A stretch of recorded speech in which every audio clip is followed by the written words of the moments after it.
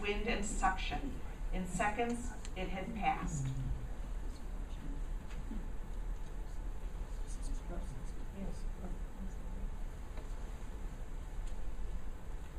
And needless to say, the company had to arrange for temporary warehouses until they could rebuild their own.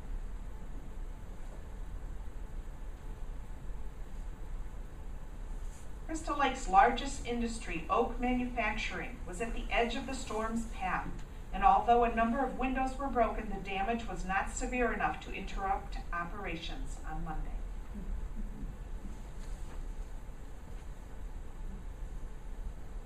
The funnel then raced down Crystal Lake Avenue. The James Dopke house at 551 East Crystal Lake Avenue was lifted off its foundation and settled on 19-year-old George, son of Mr. Dopke, who had been blown out of the basement.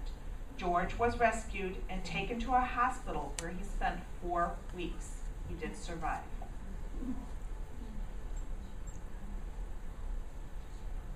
And I believe this house is approximately where Hannah Beardsley is today. At Crystal Lake Avenue in Pingree, the mink pens of Donald Kopsel were torn apart, and terrified minks scrambled for cover in their unexpected freedom. After the storm passed, frantic hunting was done by Mr. Kopsel and his friends to try and recapture as many of the valuable mink as possible.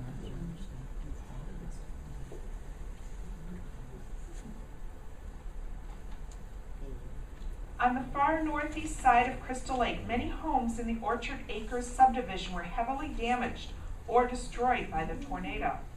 This next series of photos showing the destruction of Orchard Acres were provided by Steve Hansen, whose parents still live in the subdivision.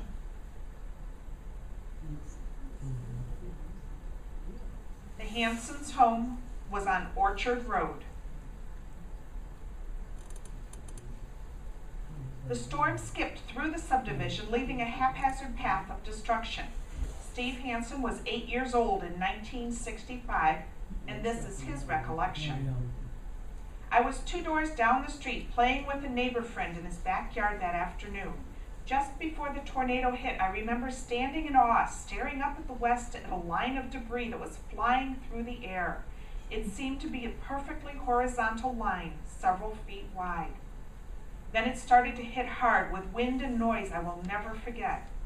I began to run home and remember it was like running in mud and hard to keep my balance as I crossed the next door neighbor's backyard. I finally reached our back door where my dad was on the inside trying to open the door for me. Our back door opened to the inside, and I remember he was pulling as I was pushing, but the door would not open.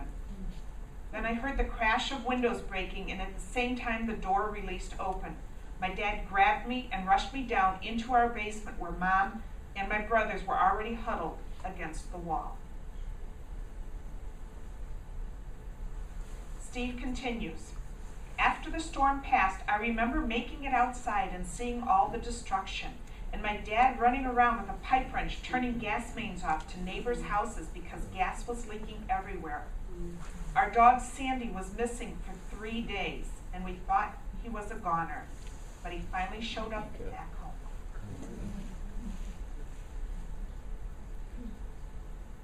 The Pearsons lived next door to the Hansen family.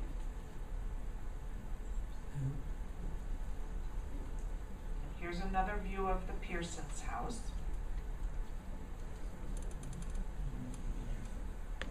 Across the street was the Melvins' house.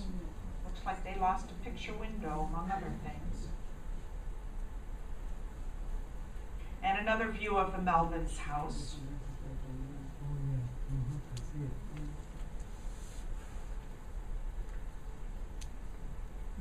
And like most of the subdivision, the Melvins' yard was littered with debris.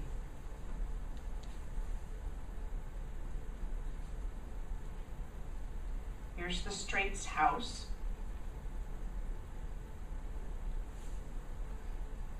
And the Jacobsons' house.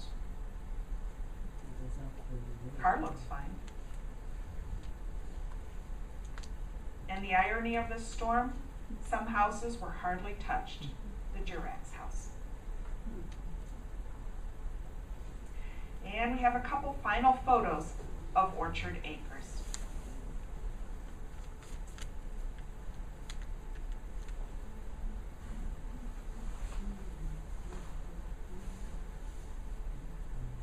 From Orchard Acres, the storm moved northeast over open fields, ripping occasional trees and causing more destruction at Sunrise Farm, just off Route 176.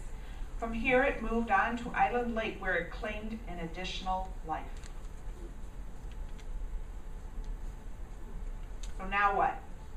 We've seen the damage the storm has caused. Crystal Lake is in shock, but moves into action.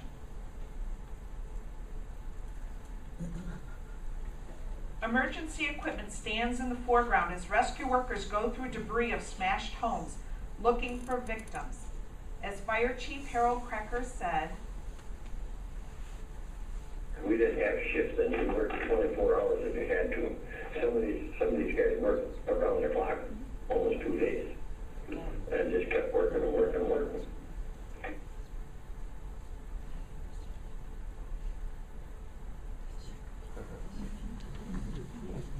a temporary hospital facility was first set up in the Checo Lodge, which was located across the street from the Crystal Lake Plaza. Some of you may remember this is John Evans. Today, it is where the Walgreens stands. The Elgin Courier-News reports that John Holter was one of the first to be brought to the temporary hospital. He was brought into the restaurant on a house door, covered with mud. He was pronounced dead on arrival at Memorial Hospital for McHenry County in Woodstock. It was quickly determined that the restaurant would not be big enough to handle the magnitude of emergencies. The high school field house was then opened up as emergency headquarters. The path of the storm just missed the high school, which was within a short distance of the center of the area worst hit. The Red Cross had a long table at one side of the gym directing people to the proper area of the field house. The medical center was on the opposite side of the gym with a roped-off aisle leading to it.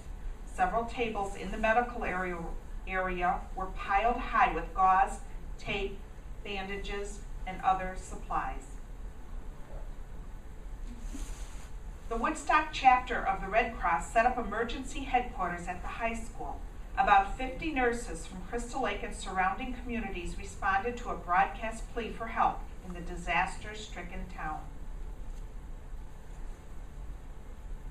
Richard Ward, a Cary Grove Rescue Squad member, gets emergency first aid treatment for his cut hand. More serious injuries were treated at 3 nearby hospitals in Woodstock and Elgin. And here an injured tornado victim is given a tetanus shot.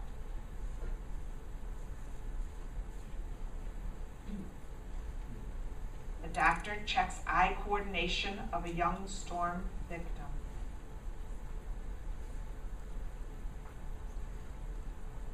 This comfort station was set up for storm victims and rescue workers. Here they could get a cup of hot coffee and a sandwich. Small children were given orange juice. A communications center was set up in the foyer of the gym.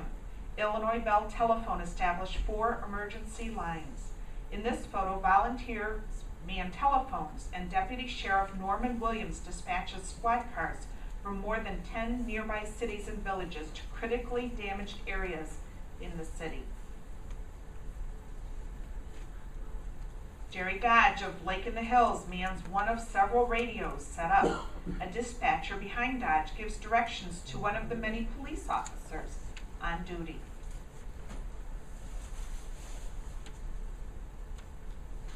Bob Blazier was principal at South Junior High in 1965, and here he describes how the Crystal Lake Community High School was opened up to aid victims.